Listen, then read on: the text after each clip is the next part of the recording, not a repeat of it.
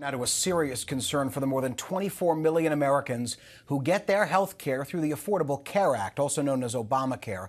According to an analysis by the research group KFF, people who buy insurance on healthcare.gov or state-based marketplaces could see the price they pay increase by an average of 75% starting in January 2026. Insurers point to the growing costs of health care in general and new policy changes by the Trump administration, including potential tariffs. But a big part of the equation is also the expiration of enhanced premium tax credits for ACA enrollees that are set to expire at the end of this year. While Congress could act to extend these credits, there are no signs that Republicans in either the House or the Senate plan to take this up, and it could lead to the largest hike in ACA premiums in 7 years. For more, we want to bring in Cynthia Cox, Vice President and Director of the ACA program at KFF. Cynthia, welcome in. It is good to have you. Explain to us why these credits are set to expire, exactly what they are, and what could happen if they do. So these enhanced tax credits are extra financial help for people to buy their health insurance on the Obamacare or the ACA markets. They've been in place for 5 years, but when Congress passed them, they made them temporary. So if Congress doesn't act to extend them before the end of this year, then they're set to expire.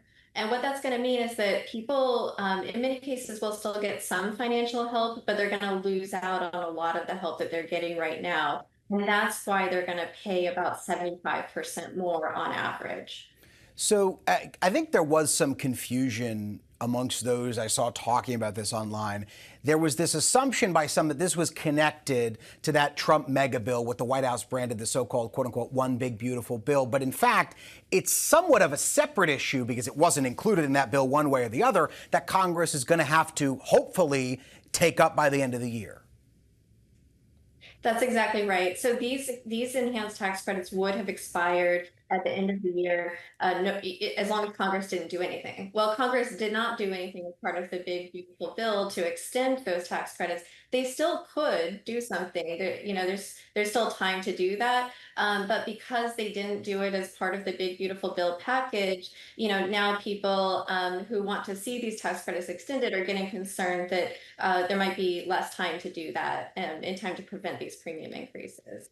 And look, in my day job, when I'm not here, I cover Capitol Hill for ABC News, and I've talked to Republican spending hawks who will tell you that they just believe these tax credits simply cost too much money at a time that they're trying to trim the federal budget. But if these tax credits do expire, and we see premiums jump by 75%, as your analysis shows would happen, what would be the broader impact of that?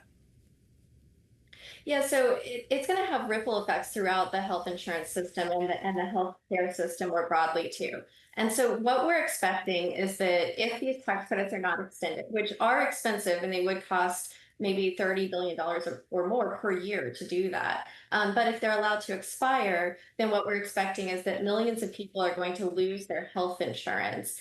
What that means is that it's probably going to be healthier people who take the risk and drop their coverage while sicker people stay in the market. That's why health insurers are saying, well, we might have to raise our premiums even more than we otherwise would have because we're going to have sicker people signed up for our coverage.